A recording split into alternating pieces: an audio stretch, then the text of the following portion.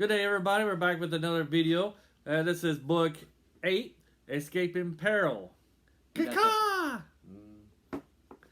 Ouch, I just got burned by Peril. She's so hot. Anyways, this book is...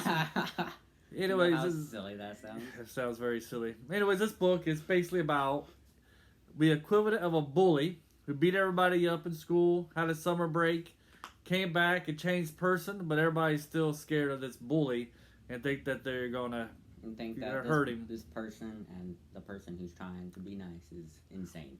Louder. Insanity is going to spread. Yes, insanity. Wait. They don't think she's insane. No, wait. Hold on a second. I worded that wrong. I don't even know where that came from. Anyways. It just came out. Right.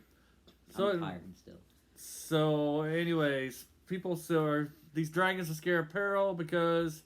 Except for Clay. Clay's in love with Yeah, Peril. except for Clay. Because they a thing. Because she killed a bunch of dragons during the war. And she has this horrible... reputation. Yes, reputation. Reputation. Reputation.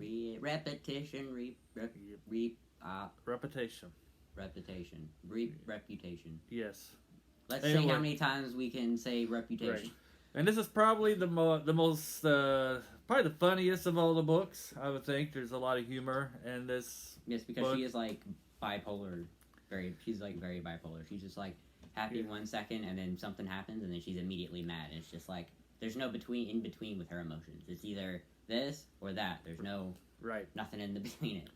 She's very, one minute she can be happy, next minute she's not.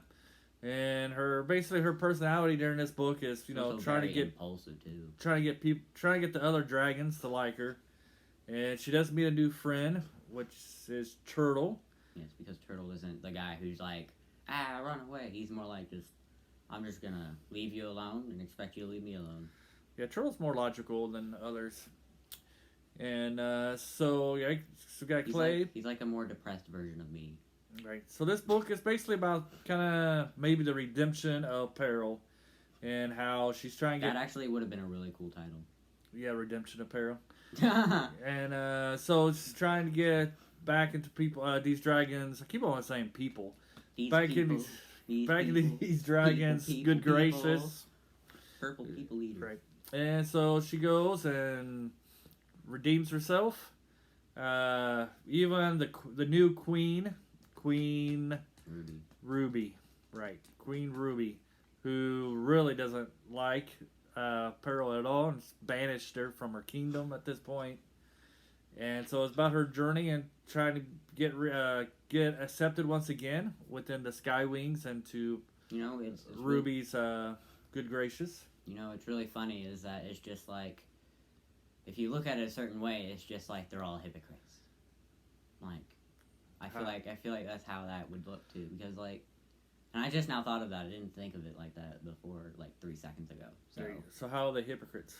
Well, because they all did something in the war they didn't want to do, and they all were able to be forgiven, and then they're just like, oh no, we're not gonna forgive you, Peril. And Peril's just like, why though? Right, and she's the one that brings this up a lot in the book. Actually, yeah, she says, I was disobeying my queen like you guys were. Yeah, it's just like, if it's okay for him to be a weapon, or if it's okay for her to be a weapon, why can't I be a weapon? Right. It's like, it's not what she wants though, but it's just like, so it's okay for him or her to follow instructions by the queen and kill other people if, like, then other dragons, and where did my thing go? Why am I not allowed?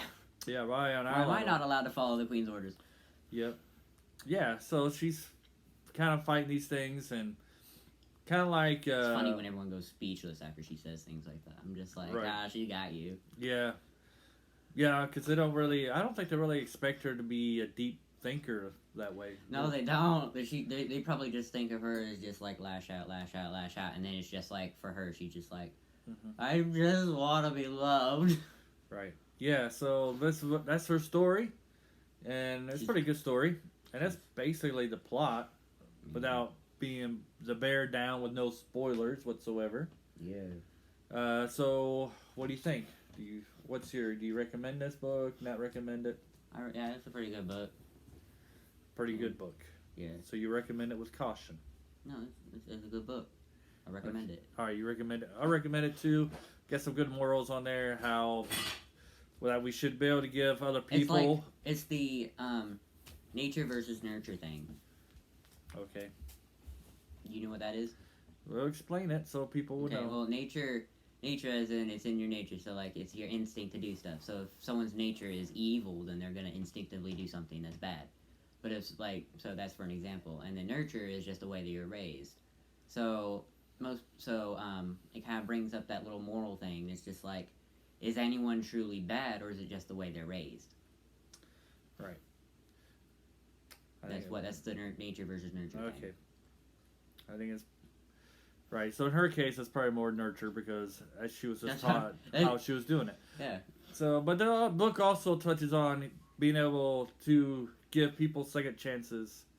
You know, that's because somebody's done wrong. If they're trying to make you see that they're really trying to change their personalities and try and do things that are right, you should let them change that and kind of forget their past. If not, they're just going to be like, okay, well then I guess I'm not going to change because it's hard. Right. Just like you gotta help them out a little bit. Yeah, so that's what this book's about. Giving people second chances, letting them have the ability to change. It also kind of points out that one person can affect someone else's life pretty greatly because, you know. Right.